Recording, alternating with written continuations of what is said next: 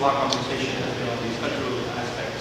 But you have talked about the limitations of choice, whether excessive choice also a challenge. Can you speak to that a bit? Oh, sure. So I have a whole line of research that looks at the limitations of choice, the basic limitations that we all have with making a choice. I guess I'll just describe to you a quick study. It's called the JAM study. It's often referred to that in the news. So it was basically a study that we did at an upscale grocery store. And we set out 6 different flavors of jam, or 24 different flavors of jam. And we essentially looked at 2 things. First, in which case were people more attracted to the display of jams? And it turned out more people stopped and sampled some jam when they were 24 than when they were 6. So 60% stopped when they were 24, 40% stopped when they were 6. But when it came down to the buying behavior, now we saw the complete opposite.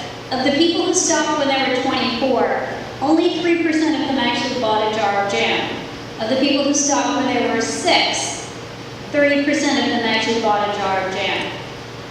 Now the insight from this study was that although people are attracted to a larger display of options, when it comes down to actually having to make a choice, we want to have a choosing experience of choosing from less rather than more. And as I mentioned earlier, I also do work on investment choices and healthcare choices. And for those of you who are in those sectors, one of the things that I've done a lot of work on is looking at, for example, retirement savings decisions. It turns out that plans that offer people more choices, even though people know that they should invest in their future, they're actually less likely to invest in their retirements as the number of options increase. Even when they do invest, they actually make worse financial choices. Even with Medicare Part D, as the number of options grew, people actually started to make worse choices when it came down to their prescription drugs. Just to give you a couple of examples. Is there an optimal number of choices? So the answer to that is sort of. I can't prove it to you scientifically, and you guys would know that better than even I do, because this is not. These are human beings, and only so many different environments in which we can test it. I can tell you that there's a trend, and there's a strong trend. And that strong trend from all the various different domains in which we've looked at the effects of choice appears to be roughly somewhere around 7 plus or minus 2. So there was actually a very famous paper done in 1956 where George Miller wrote about basic limitations of our minds.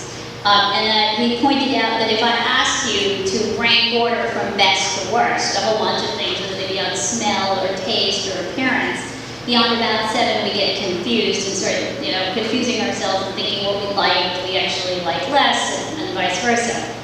Similarly, if I ask you to keep track of a bunch of information in your mind and I don't let you memorize that information, whether it be words, numbers, or pictures, beyond about 7, we start to sort of lose track of that information. And we generally see that trend across all different kinds of choice scenarios, which makes sense given that, what is a choice ultimately but a bundle of information that you have to keep track of.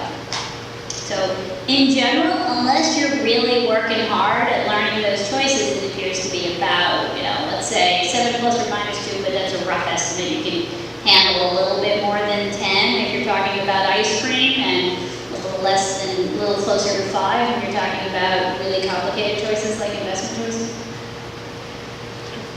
What's the age of which right choice and what's the limitation of age after taking the choice of not making? Could you talk a little louder? Sorry.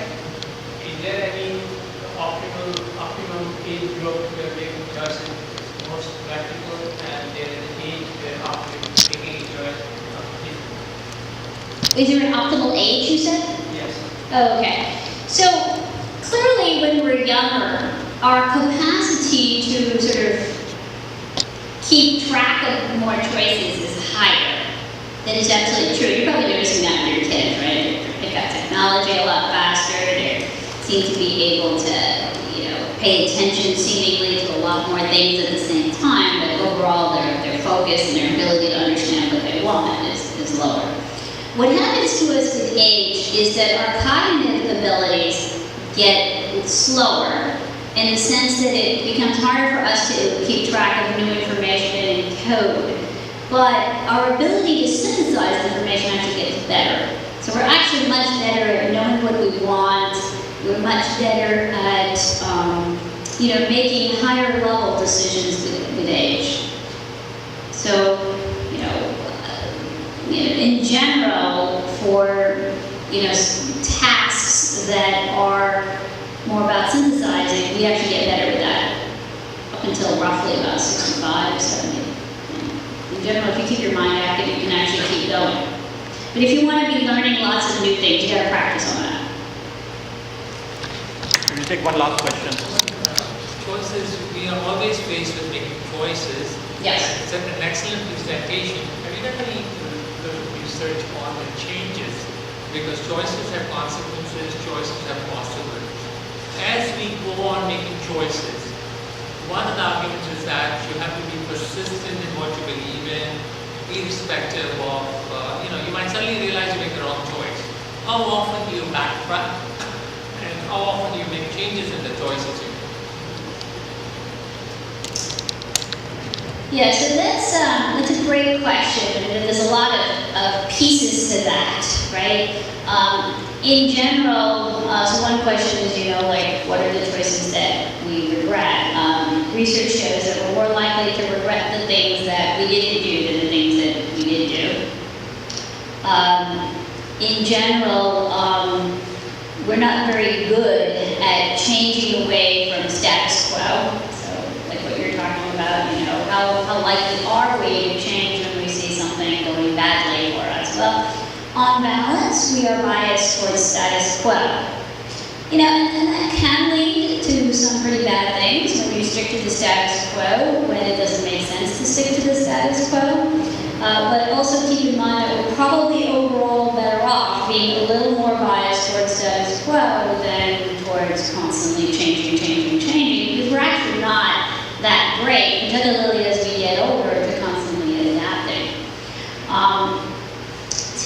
But to the bigger question, well, how do I manage change? You can teach people to make decisions that involve change. I mean, there's actually lots of studies on that, and there's a real process by which you can get people to understand the need for change and implement change. It's a slow process, but it can happen. And it happens at the individual level, at an organizational level, and at a country level.